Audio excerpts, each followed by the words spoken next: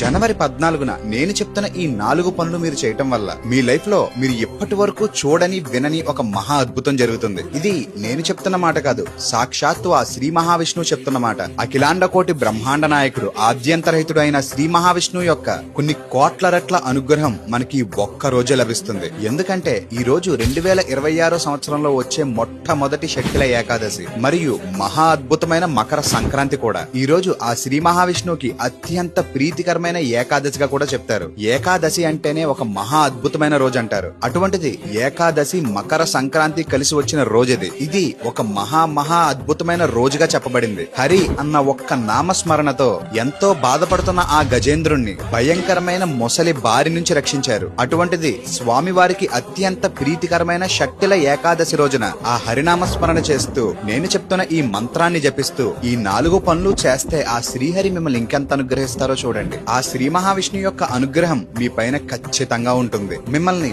ఎటువంటి కష్టం నుంచైనా, అది ఎటువంటి కష్టమైనా ఒక కవచ కుండలాలతో రక్షిస్తారు. మీ పైన ఏలినాటి శని, కంటక శని, అష్టమ శని, అర్ధాష్టమ శని ప్రభావం కూడా తగ్గుతుంది. నన్ను ఫాలో చేసి శ్రీహరి అని కమెంట్ చేయండి. ఆ రోజు మీరు ఏం చెయ్యాలో నేనే మీకు డైరెక్ట్ గా మెసేజ్ చేస్తాను.